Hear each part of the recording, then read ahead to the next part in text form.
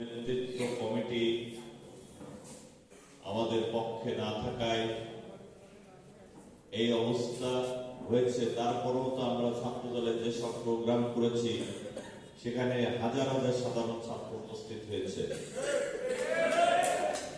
তো আজকে আমি এখানে কালীগঞ্জে যে সমস্ত থানা পৌর কলেজের নেতৃবৃন্দ আছেন তোমাদের আমি আহ্বান করব, আজকের থেকে তোমরা এই ছাত্র দলকে ছাত্র দলের ঐতিহ্যের কাছে ফিরিয়ে নিয়ে যেতে হবে। তোমরা প্রত্যেকটি পাড়া, গ্রাম, ইউনিয়ন, ওয়ার্ড, মহল্লায় যে ছাত্র দলকে সংগঠিত করবে, ছাত্র দলের ভিতরে যে সমস্ত সমস্যাগুলো আছে, কমিটি সংক্রান্ত বিষয়গুলো আমরা অচিরেই দেখার চেষ্টা করব। এখন সামনে 12 তারিখ জাতীয় সংসদ নির্বাচন, আমাদের সামনে এখন জাতীয় নির্বাচন এসে যায়।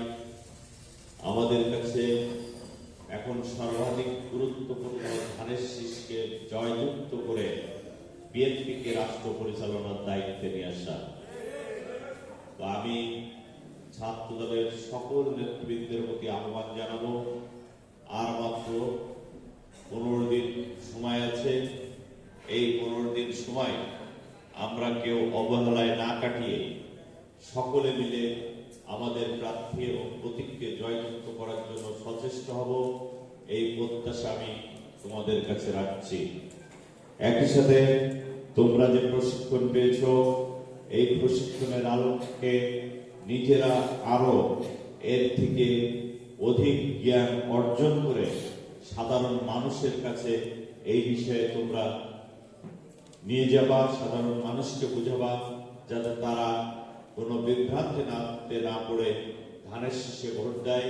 কারণ এদেশে যতবার সাধারণ নির্বাচন হয়েছে, সুষ্ঠু নির্বাচন হয়েছে, নিরপেক্ষ নির্বাচন হয়েছে, ততবারই বাংলাদেশ জাতীয়তাবাদী দল, শহীদ প্রেসিডেন্ট জিয়াউর রহমানের দল, মরহুম বেগম খালেদা জিয়ার দল, তারেক রহমানের দল বিএনপি রাষ্ট্র পরিচালনার দায়িত্ব পেয়েছে।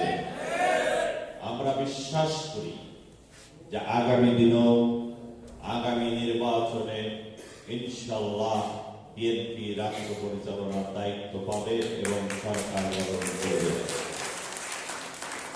সেই সরকার গঠনের ক্ষেত্রে প্রত্যেকটি আসন অত্যন্ত গুরুত্বপূর্ণ। আমাদের কালীগঞ্জের আসন আমরা তারেক রহমানকে উপহার দিতে চাই। এর জন্য আমরা আমাদের সকলের সহযোগিতা প্রত্যাশা করছি। আশা করি আমরা সবাই মিলে যদি কাজ করি, আমরা এখানে ধানের শীষকে জয়যুক্ত করতে পারবো ইনশাআল্লাহ। সবাইকে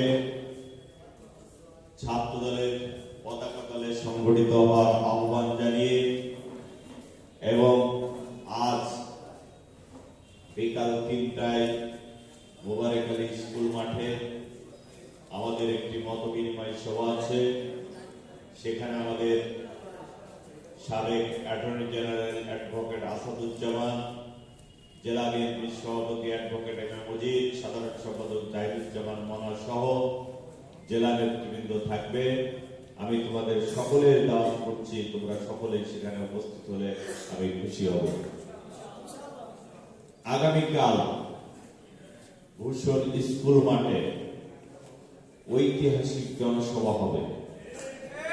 সেই জনসভায় তোমরা যারা এখানে উপস্থিত হয়েছ, সমস্ত ইউনিয়নে আমাদের গাড়ি থাকবে। আমাদের ইউনিয়ন বিএনপি নেতৃবৃন্দের সমন্বয়ে তোমরা আরো তোমাদের বন্ধু বান্ধব ছাত্রদের সাথে করে নিয়ে তোমরা কালকের জনসভায় উপস্থিত হবার এই প্রত্যাশা রেখে তোমাদের সকলের সুস্বাস্থ্য, দীর্ঘায়ু, মঙ্গল কামনা করে এবং ছাত্র দলকে সংগঠিত করার জন্য বর্তমান যারা নেতৃত্বে আছে তারা যে কোনো সহযোগিতায়, সার্বিক সহযোগিতার আশ্বাস দিয়ে আমি আমার কথা শেষ করছি। আল্লাহ হাফেজ। বাংলাদেশ জিন্দাবাদ, দেশ নেত্রী বেগম খালেদা জিয়া জিন্দাবাদ, তারেক খালেদা জিয়া অমর হোক, শহীদ জিয়া অমর হোক। তারেক রহমান জিন্দাবাদ, জাতীয়তাবাদী ছাত্র দল জিন্দাবাদ।